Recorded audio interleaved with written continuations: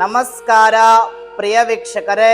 ಓಂ ನಮಃ ಸೂರ್ಯಾಯ ಚಂದ್ರಾಯ ಮಂಗಳಾಯ ಬುಧಾಯ ಚ ಗುರು ಶುಕ್ರ ಶನಿಭ್ಯಶ್ಚ ರಾಹವೇ ಕೇತವೇ ನಮೋ ನಮಃ. ಓಂ ಆದಿತ್ಯ ನವಗ್ರಹ ಸ್ವಾಮಿನಃ ಪ್ರೀತರ್ತೆ ನಃ. ಓಂ ಗಂ ಗಣಪತಯೇ ನಮೋ ನಮಃ. ನಿಮಗೆಲ್ಲರಿಗೂ ಮಂಗಳ ಟಿವಿ ಕನ್ನಡ ಯೂಟ್ಯೂಬ್ ಚಾನಲ್ಗೆ ಸ್ವಾಗತ. ಜುಲೈ ತಿಂಗಳಲ್ಲಿ ಕುಂಭ ರಾಶಿಯವರಿಗೆ ಅತಿ ಶುಭಗಳಿಗೆ ಶುಭ ವಿಚಾರ, ಒಳ್ಳೆಯ ಟೈಮ್ ಯೋಗ ಬಂದೇ ಬಿಡ್ತು. ಯಾವಾಗ ಜುಲೈ 15ರ ನಂತರ ಕುಂಭ ರಾಶಿಯವರಿಗೆ ಒಳ್ಳೆಯ ಟೈಮ್ ಸಮಯ ಬಂದೇ ಬಿಡ್ತು. ಈಗ ಅಸಲಿ ಆಟ ಈಗ ಶುರುವಾಗುವಂಥದ್ದು. ಬಹಳಷ್ಟು ಜನ ಫೋನ್ ಮಾಡಿದ್ದೀರಾ, ಬಹಳಷ್ಟು ಜನ ವಾಟ್ಸಪ್ಪಲ್ಲಿ ಮೆಸೇಜ್ ಮಾಡಿದ್ದೀರಾ, ಯಾಕೆ ಗುರುಗಳೇ 1 ತಿಂಗಳಾಯ್ತು ನಿಮ್ಮ ವಿಡಿಯೋಗಳು ಬಂದೇ ಇಲ್ಲ ರಾಶಿ ಬಗ್ಗೆ. ಸುಮಾರು ಜನ ಫೋನ್ ಮಾಡಿ ಹೇಳಿದಿರ. ಒಂದೇನೋ ಒಂದು ಕಾರಣಾಂತರದಿಂದ ವಿಡಿಯೋಗಳನ್ನ ಮಾಡೋಕ್ಕಾಗಿಲ್ಲ. ಎಲ್ಲರೂ ಕ್ಷಮೆ ಯಾಚಿಸಿ, ನಿಮ್ಮಲ್ಲಿ ಕ್ಷಮೆಯನ್ನ ಯಾಚಿಸ್ತೀರಾ ಅಂತ ಕೇಳ್ಕೊಳ್ತಾ ಇನ್ಮೇಲೆ ವಿಡಿಯೋಗಳನ್ನ ಹಾಕ್ತಾ ಹೋಗ್ತೀನಿ. ಏನದ ಗುರುಗಳ ಕುಂಭರಾಶಿಯವರಿಗೆ ನಮಗೆ ಜುಲೈ ತಿಂಗಳಲ್ಲಿ ಏನದ ಒಂದಿಷ್ಟು ಸಿಹಿಕರ, ಶುಭಕರ, ಲಾಭಕರ ಏನದ ಗುರುಗಳ. ನಾ ತುಂಬಾ ಕಾತರದಿಂದ ಕಾಯ್ತಾ ಇದ್ದೀನಿ ಗುರುಗಳ ನಿಮ್ಮ ವಿಡಿಯೋಗಾಗಿ. ಅಂತವರಿಗೆ ಈಗ ಸಿಹಿ ಸುದ್ದಿ. ಕುಂಭ ರಾಶಿಯವರಿಗೆ ಜುಲೈ ತಿಂಗಳಲ್ಲಿ ಹೇಗಿದೆ ಜೀವನ ಅಂತಂದ್ರೆ, ಸ್ವಲ್ಪ ಕಷ್ಟ ಮನಸ್ಸು, ಹಗುರವಾಗಿರತಕ್ಕಂತಹ ಪ್ರೀತಿ, ಅಪಾರವಾದ ಜಾಣ್ಮೆ, ಅನುಭವಗಳು ಸಾಕಷ್ಟು. ಇವೆಲ್ಲವನ್ನ ಮೈಗೂಡಿಸ್ಕೊಂಡು ಎದ್ದೇಳುವಂತಹ ಯೋಗ ಈಗ ಕುಂಭ ರಾಶಿಯವರಿಗೆ ಏನದ. ಜುಲೈ 15ರ ನಂತರ ಅದ್ಭುತಕರವಾಗಿರತಕ್ಕಂಥ ಯೋಗ, ಅಸಲಿ ಆಟ ಈಗ ಶುರುವಾಗ್ತದ ಕುಂಭ ರಾಶಿಯವರಿಗೆ. ಏನದ ಗುರುಗಳ ಅಂತಂದ್ರೆ, ಕುಂಭ ರಾಶಿಯವರಿಗೆ ಇಷ್ಟು ದಿನ ನಾನು ವಿಡಿಯೋ ಮಾಡಿಲ್ಲ ಅಂದ್ರು ಈಗ ಒಂದು ಖುಷಿ ವಿಚಾರ ತಂದಿದ್ದೀನಿ. ಯಾರಿಗೆ? ಕುಂಭ ರಾಶಿಯವರಿಗೆ. ಈ ವಿಡಿಯೋವನ್ನ ನೋಡ್ತಕ್ಕಂತಹ ಎಲ್ಲ ವೀಕ್ಷಕರಿಗೂ ಸಹಿತ ನಾನು ಏನನ್ನ ಹೇಳ ಬಯಸ್ತೀನಿ ಅಂತಂದ್ರೆ, ಕುಂಭ ರಾಶಿಯವರಿಗೆ ಅದ್ಭುತಕರವಾಗಿರತಕ್ಕಂತಹ ಟೈಮ್ ಚೆನ್ನಾಗಿದೆ.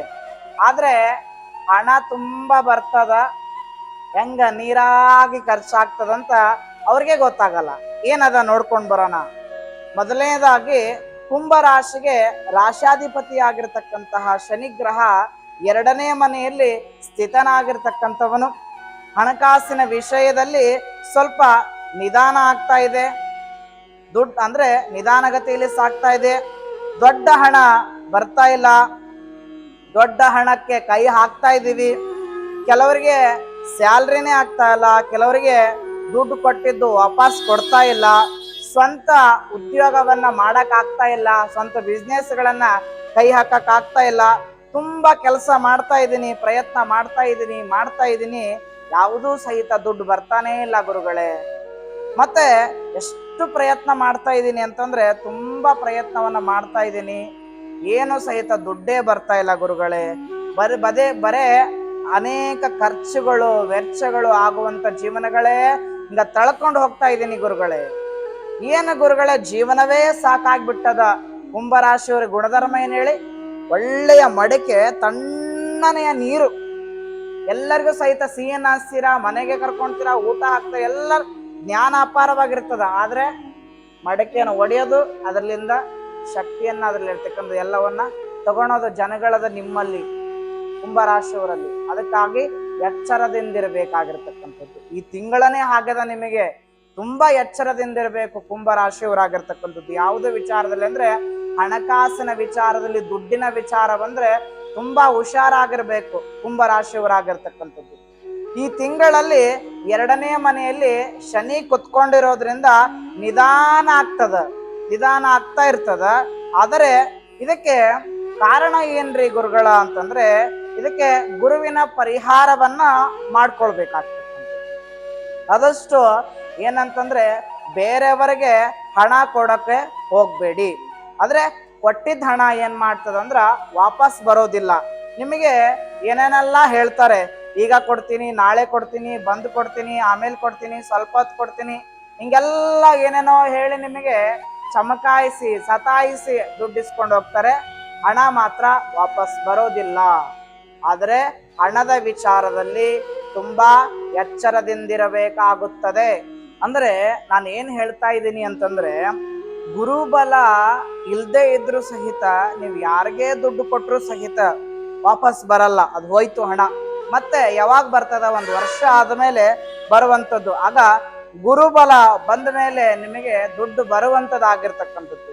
ಆಗ ಕೆಲವರಿಗೆ ಕೊಟ್ಟಿರ್ತಕ್ಕಂಥ ಹಣ ಆಗ್ಲಿ, ಒಡವೆಗಳಾಗ್ಲಿ, ಇಂಥ ವಿಚಾರಕ್ಕೆ ಯಾವ್ದಾರ ಸೈನು ಸಿಗ್ನೇಚರ್ಗಳು ಹಾಕ್ತಾ ಇದ್ರೆ ಸ್ವಲ್ಪ ಹಿಂದೇಟ್ ಹಾಕಿ ಹುಷಾರಿ, ದುಡ್ಡಿನ ವಿಚಾರದಲ್ಲಿ ಹುಷಾರಾಗಿರ್ಬೇಕು. ಮತ್ತೆ ನಿಮಗೆ ಹಣಗಳು ಬರುವಂಥದ್ದು ಜಾಸ್ತಿ ಆಗುವಾಗ ಹಣ ಬೇರೆಯವ್ರಿಗೆ ಕೊಟ್ಟಾಗ ವಾಪಸ್ ಬರೋದಿಲ್ಲ. ಚಳ್ಳೆ ಹಣ್ಣು ತಿನ್ನಿಸಿ ಚಮಕಾಯಿಸುವಂಥದ್ದು, ಸತಾಯಿಸುವಂಥದ್ದು ತುಂಬಾ ಆಗ್ತದ. ಎಚ್ಚರದಿಂದ ಇರ್ಬೇಕಾಗ್ತದ. 1 ತಿಂಗಳು ಬಿಟ್ಟು ಕೊಡ್ತೀನಿ, 2 ತಿಂಗಳು ಬಿಟ್ಟು ಕೊಡ್ತೀನಿ ಅಂತ ಅಂದವ್ರಿಗೆ ಸಹಿತ ದುಡ್ಡೇ ಕೊಡಕ್ ಹೋಗ್ಬೇಡಿ, ಎಚ್ಚರದಿಂದಿರಿ. ಅಂದ್ರೆ ನಿಮ್ಮ ಮನೆಯಲ್ಲಿ, ಅಂದ್ರೆ ನಿಮ್ಮ 2ನೇ ಮನೆಯಲ್ಲಿ ಶನಿ ಇರೋದ್ರಿಂದ ಸಹಿತ ಏನಾಗ್ತದಂದ್ರೆ, ನಿಮ್ಮ ಹತ್ತಿರದಲ್ಲಿ ಇರ್ತಕ್ಕಂಥವ್ರಿಗೆ ಸಹಿತ ನೀವು ತುಂಬಾ ಹಚ್ಕೊಂಡಿರ್ತಕ್ಕಂಥ ಶತ್ರುಗಳು ಸಹಿತ ಮಿತ್ರರಾಗ್ತಾರೆ. ಶತ್ರುಗಳು ಸಹಿತ ಮಿತ್ರರಾಗ್ತಾರೆ, ಮಿತ್ರರು ಸಹಿತ ಶತ್ರುಗಳಾಗುವಂಥದ್ದು ತುಂಬಾ ಆಗ್ತದ.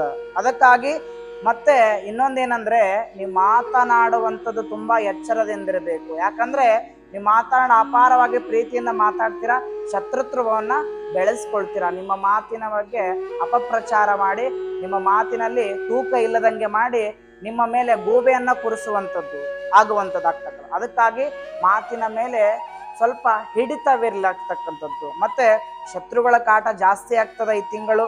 ನಿಮ್ಮ ಮಾತಿಗೆ ಶತ್ರುತ್ವ ಜಾಸ್ತಿ ಆಗ್ತದ.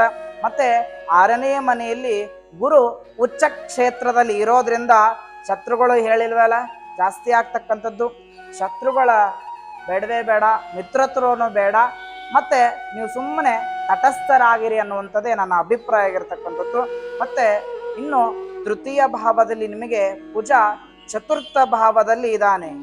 ಇದ್ರೆ ಏನಾಗ್ತದ ಗುರುಗಳಂದ್ರೆ, ಕೃಷಿಕರಿಗೆ ಚೆನ್ನಾಗಿ ತಕ್ಕ ಮಟ್ಟಿಗೆ ಅಭಿವೃದ್ಧಿ ಆಗ್ತದ.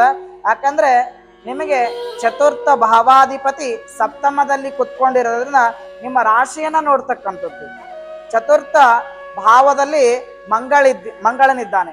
ಹಾಗಾಗಿ ಏನಾಗ್ತದ ಅಂದ್ರೆ, ಮನೆಯನ್ನ ತೆಗೆದುಕೊಳ್ಳೋರು, ನಿವೇಶನನ್ನ ತಗೊಂಡು, ಕೃಷಿ ಭೂಮಿಯನ್ನ ತಗೊಂಡು ಒಳ್ಳೆಯ ಲಾಭ ತಗೊಳ್ಳಿ, ಅದ್ರ ಮಾತೇ ಬೇಡ. ಆದರೆ ದುಡ್ಡನ್ನ ಸ್ವಲ್ಪ ಮನೆಯನ್ನ ಮಾರಿ ಜಾಗವನ್ನ, ಹಣವನ್ನ ತೆಗೆದುಕೊಂಡಿರ್ತಕ್ಕಂಥ ಹಣವನ್ನ ಇಟ್ಕೊಳ್ಳಿ, ಮತ್ತೆ ಜಾಗವನ್ನ ತಕ್ಕೊಳ್ಳಿ. ಅದನ್ನ ನಿಮ್ಗೆ ಜಾಗ ಒಲಿದು ಬಂದಿಲ್ಲ, ಬಂದಿಲ್ಲ ಅಂದ್ರೆ ಬೇರೆ ಜಾಗ ತಕ್ಕೊಳ್ಳಿ. ಆದ್ರೆ ಅದೇ ದುಡ್ಡನ್ನ ಬೇರೆ ಯಾವ್ದಕ್ಕಾರ ಹಾಕಿದ್ರೆ ಹೋಯ್ತು, ಹಣ ಹೋಯ್ತು. ಆದ್ರೆ ಹಣ ವಿಚಾರದಲ್ಲಿ ತುಂಬಾ ಎಚ್ಚರದಿಂದಿರಬೇಕಾಗ್ತದ. ಮತ್ತಂದ್ರೆ ಯಾಕಂದ್ರೆ ಇವಾಗ 6ನೇ ಮನೆಯಲ್ಲಿ ಗುರು ಇದ್ದಾನೆ. ಆದ್ರೆ ನಿಮ್ಮ ಹತ್ರ ಗುರು ಇದ್ರೆ ಏನಾಗ್ತದ ಗುರು ದುಡ್ಡು ಇರಾಕ್ ಬಿಡೋದಿಲ್ಲ, ಖರ್ಚು ಮಾಡ್ತಾನೆ ಇರಿಸ್ತದ. ಅದಕ್ಕಾಗಿ ರೂಪ ಆಗ್ಲಿ ರೂಪಾಯಿ ಆಗಿ ಬಹಳ ಹೊತ್ತು ಇರೋದಿಲ್ಲ. ಅದಕ್ಕಾಗಿ ನಾ ಹೇಳೋ ವಿಚಾರ ಏನಂತಂದ್ರೆ, ಬಂದಿರ್ತಕ್ಕಂಥ ಹಣದಿಂದ ಒಳ್ಳೆಯ ಸೈಟ್ ತಗೊಳ್ಳಿ, ಒಳ್ಳೆಯ ಕೃಷಿ ಭೂಮಿ ತಗೊಳ್ಳಿ. ಒಳ್ಳೆಯ ಏನಂತಂದ್ರೆ ಕೃಷಿ ಭೂಮಿ ಒಳ್ಳೆಯ ತಕೊಂಡಾಗ ಒಳ್ಳೆ ಮನೆ ಕಟ್ಕೊಳ್ಳಿ, ಒಳ್ಳೆ ಜಾಗವನ್ನ ಕಟ್ಕೊಳ್ಳಿ, ಬಾಡಿಗೆ ಕೊಟ್ಕೊಳ್ಳಿ. ಹಿಂಗೆ ಭೂಮಿ ಕಟ್ಟೋದ್ರಲ್ಲಿ, ಭೂಮಿ ತಗೋದ್ರಲ್ಲಿ ನಿಮ್ಮ ಕೈಗೆ ಯಶಸ್ಸನ್ನ ಸಾಧಿಸ್ಕೊಳ್ತೀರಾ. ಮತ್ತೆ ಬಿಸ್ನೆಸ್ ಮಾಡೋಂಥವ್ರಿಗೆ ಒಂದು ಸ್ವಲ್ಪ ಮೋಸ ಆಗ್ತದ. ಮತ್ತೆ ಬೇರೆಯವ್ರಿಗೆ ದುಡ್ಡು ಕೊಟ್ಟು ಮೋಸ ಹೋಗ್ತೀರಾ. ಮತ್ತೆ ನಿಮಗೆ ಒಳ್ಳೆ ಟೈಮ್ ಅಂತಂದ್ರೆ 4ಥ ಭಾವಕ್ಕೆ ಕುಜ ಬಂದಿದ್ದಾನೆ. 4ಥ ಭಾವಾಧಿಪತಿ 7ನೇ ಮನೆಯಲ್ಲಿ ಕುತ್ಕೊಂಡಿರೋದ್ರಿಂದ ನಿಮ್ಮ ರಾಶಿಯನ್ನ ನೋಡ್ತಾ ಇದ್ದಾನೆ. ಬಿಸ್ನೆಸ್ ಮಾಡ್ತೀರಾ, ಬಿಸ್ನೆಸ್ ನಲ್ಲಿ ಮೋಸ ಹೋಗ್ತೀರಾ. ವ್ಯಾಪಾರ ಮಾಡ್ತೀರಾ, ವ್ಯಾಪಾರದಲ್ಲಿ ಮೋಸ ಹೋಗ್ತೀರಾ. ದುಡ್ಡು ಕೊಡ್ತೀರಾ, ದುಡ್ಡು ಮೋಸ ಹೋಗ್ತದ. ಹಾಗಾದ್ರೆ ಏನ್ರಿ ನಮಗೆ ಒಳ್ಳೆ ಟೈಮ್ ಯಾವಾಗ ಬರ್ತದಂದ್ರೆ, ರವಿ ಆಗ್ಲಿ, ಶನಿ ಆಗ್ಲಿ, ಇವೆಲ್ಲ ತಾಮಸ ಗ್ರಹಗಳು. ಈ ಗ್ರಹಗಳು 6ನೇ ಮನೆಯಲ್ಲಿ ಶತ್ರುಗಳಿಗೆ, ನಿಮ್ಗೆ ಏನು ತೊಂದರೆಯನ್ನ, ಶತ್ರುಗಳಿಗೆ ಕಮ್ಮಿ ಆಗ್ತದ, ಶತ್ರುಗಳ ಬಾಧೆ ಕಮ್ಮಿ ಆಗ್ತದ. ಶತ್ರುಗಳು ಏನು ತೊಂದರೆ ಕೊಡಂಗಿಲ್ಲ ನಿಮ್ಗೆ. ಆದ್ರೆ 16ನೇ ತಾರೀಕು ರವಿ 6ನೇ ಮನೆಗೆ ಬರ್ತಾನೆ. ಕರ್ಕಾಟಕ ರಾಶಿಗೆ ಅಷ್ಟ್ರ ಮೇಲೆ ಸ್ವಲ್ಪ ಶತ್ರು ಬಾಧೆ, ಸ್ವಲ್ಪ ನಿಮ್ಮ ಮೇಲೆ ಸುಮ್ಮನೆ ಕಿರಿಕಿರಿ ಪಿರಿಪಿರಿ ಮಾಡ್ತಕ್ಕಂಥ ಸ್ವಲ್ಪ ಬಾಧೆಗಳು ಕಡಿಮೆ ಆಗ್ತದ. ನಿಮ್ಮ ಮೇಲೆ ಅಪಪ್ರಚಾರ ಮಾಡ್ತಕ್ಕಂಥ ವ್ಯಕ್ತಿಗಳು ಸಹಿತ ನಿಮ್ಮನ್ನ ಪ್ರೀತಿ ಮಾಡ್ತಾರ, ವಿಶ್ವಾಸ ಇಡ್ತಾರ, ನಂಬಿಕೆ ಇಡ್ತಾರ. ಒಳ್ಳೆಯ ನಿಮ್ಗೆ ವಾಯ್ಸ್ಗಳು ಅಂದ್ರೆ ಒಳ್ಳೆಯ ಮಾತಿಗೆ ತೂಕ ಬರ್ತದ. ಆಗ ದೇವರಿಗೆ ಹರಕೆಗಳನ್ನ ಯಾರು ತೀರಿಸೋರಿದ್ರ, ನಿಮ್ಮ ಮನೆ ದೇವರ ಹರಕೆಗಳನ್ನ ತೀರಿಸೋದ್ರೆ ಇವಾಗ್ಲೇ ಒಳ್ಳೆ ಟೈಮ್ ಅದ, ತೀರಿಸ್ಕೊಂಬಿಡಿ. ಯಾಕೆ ಹೇಳಿ, ನಿಮ್ಮ ಜಾತಕದಲ್ಲಿ ಒಳ್ಳೆಯ ಅದ್ಭುತಕರವಾಗಿರ್ತಕ್ಕಂತಹ ಯೋಗದ ಪುಣ್ಯ ಕ್ಷೇತ್ರಗಳನ್ನ ಅಡ್ಡಾಡ್ತೀರಾ. ಶುಕ್ರ ಸ್ಥಾನ ಚೆನ್ನಾಗಿದೆ, ಪುಣ್ಯ ಕ್ಷೇತ್ರಗಳನ್ನ ಅಡ್ಡಾಡ್ತೀರಾ. ಒಳ್ಳೊಳ್ಳೆ ಕ್ಷೇತ್ರಗಳನ್ನ ಅಡ್ಡಾಡ್ಕೊಂಡು ದೇವರ ಮೇಲೆ ನಂಬಿಕೆ ಬರ್ತದ. ಒಳ್ಳೊಳ್ಳೆ ಜಾಗಗಳನ್ನ ಖರೀದಿ ಮಾಡ್ತೀರಾ. ಮತ್ತೆ ನಿಮ್ಮ ಮನೆ ಮೇಲೆ ಇಟ್ಟಿರ್ತಕ್ಕಂತಹ ಅಭಿಮಾನ ಆಗ್ಲಿ, ಹೆಂಡತಿ ಮೇಲೆ ಇಟ್ಟಿರ್ತಕ್ಕಂಥ ಅಭಿಮಾನ ಜಾಸ್ತಿ ಆಗ್ತದ, ಮಕ್ಕಳ ಮೇಲೆ ಪ್ರೀತಿ ಜಾಸ್ತಿ ಬರ್ತದ. ಮತ್ತೆ ಮದುವೆ ಯೋಗವನ್ನ ಹಮ್ಮಿಕೊಳ್ತೀರಾ, ಮನೆಯಲ್ಲಿ ಶುಭ ಕಾರ್ಯಗಳು ನಡೀತಾವ. ನೀವೇನು ಅನ್ಕೊಂಡಿರ್ತಕ್ಕಂತಹ ಈ ಜುಲೈ ತಿಂಗಳಲ್ಲಿ 16 ನಂತರ ಒಳ್ಳೆಯ ಯೋಗ ಬರ್ತದ, ದುಡ್ಡು ಚೆನ್ನಾಗಿ ಬರ್ತದ, ಹಂಗೆ ಖರ್ಚಾಗ್ತದ, ಮತ್ತೆ ಕೊಟ್ಟಿರ್ತಕ್ಕಂಥ ಹಣ ವಾಪಸ್ ಬರೋದಿಲ್ಲ. ಇದು ನಿಮ್ಮ ವೀಕ್ನೆಸ್ ಪಾಯಿಂಟ್ ಆಗಿರ್ತಕ್ಕಂಥದ್ದು. ಅದಕ್ಕಾಗಿ ತುಂಬಾ ಎಚ್ಚರದಿಂದ ಜೀವನವನ್ನ ಅನುಭವಿಸಿಕೊಳ್ಳಿ. ಅಂದ್ರೆ ನಾನು ಹೇಳುವ ವಿಚಾರ ಏನಂತಂದ್ರೆ, ಮನೆ ಅಂದ್ಮೇಲೆ ಕಸ ಇದ್ದೇ ಇರ್ತದ, ಬದುಕು ಅಂದಮೇಲೆ ಕಷ್ಟ ಇದ್ದೇ ಇರ್ತದ. ಕಸ ಇದ್ರೆ ಗುಡಿಸ್ಬೇಕು, ಕಷ್ಟ ಇದ್ರೆ ಜಯಿಸ್ಬೇಕು, ಇಷ್ಟೇ ಜೀವನ. ಅದಕ್ಕಾಗಿ ಎಲ್ಲವನ್ನ ಸಹಿಸ್ಕೊಂಡು ಹೋಗಿ. ಎಲ್ಲವನ್ನ ಯಾಕೇಳಿ, ಕುದುರೆ ಓಡುವಂತ ಕುದುರೆಗೆ ಚಾಟಿ ಏಟ್, ಭಗವಂತ ದಮ್ ಇದ್ದವನ್ಗೆ ಸಹಿತ ಧಮ್ಕಿ ಹಾಕದು. ದಮ್ ಇದ್ದವನ್ಗೆ ಸಹಿತ ಭಗವಂತ ಧಮ್ಕಿ ಹಾಕ್ತಾನ, ಕೈಲಾಗದವ್ರಿಗೆಲ್ಲ. ಅದಕ್ಕಾಗಿ ಅತ್ಯಂತ ಶುಭಕರ, ಲಾಭಕರ, ಸಮೃದ್ಧಿಕರ ನಿಮ್ಮ ಜೀವನ ಆಗ್ಲಿ ಅನ್ನೋದೇ ನನ್ನ ಅಭಿಪ್ರಾಯ ಆಗಿರ್ತಕ್ಕಂಥದ್ದು. ವಿಡಿಯೋಗಳನ್ನ ಹಾಕ್ತಾ ಇರ್ತೀನಿ. ಆದಷ್ಟು ಈ ವಿಡಿಯೋವನ್ನ ಕುಂಭರಾಶಿಯವರಿಗಾಗ್ಲಿ, ನಿಮ್ಮ ಮನೆಯವರಿಗಾಗಿ, ಸುತ್ತಮುತ್ತಲಿರ್ತಕ್ಕಂಥ ಎಲ್ಲ ಗ್ರಾಮಸ್ಥರಿಗೆ ಶೇರ್ ಮಾಡಿ ನನ್ನ ಹೀಗೆ ಬೆಳೆಸ್ತಾ ಹೋಗಿ. ನಿಮ್ಮ ಪ್ರೀತಿ ನನ್ನ ಮೇಲೆ ಸದಾಕಾಲ ಹೀಗೆ ಇರಲಿ ಅನ್ನುವಂಥದ್ದೇ ನನ್ನ ಅಭಿಲಾಷೆ ಆಗಿರ್ತಕ್ಕಂಥದ್ದು. ಎಲ್ಲರಿಗೂ ಸಹಿತ ಒಳ್ಳೇದಾಗ್ಲಿ. ಸಮಸ್ತ ನಾಡಿನ ಕರ್ನಾಟಕ ಜನತೆಗೆ ನನ್ನ ಕಡೆಯಿಂದ ಎಲ್ಲರಿಗೂ ಅಭಿನಂದನೆಗಳನ್ನ ಹೇಳ್ತಾ, ನಿಮ್ಮೆಲ್ಲರಿಗೂ ಒಳ್ಳೇದಾಗ್ಲಿ. ಶುಭಂ ಭೂಯಾತ್. ನಮಸ್ಕಾರಗಳು. ಸರ್ವೇ ಜನಃ ಸುಖಿನೋ ಭವಂತು.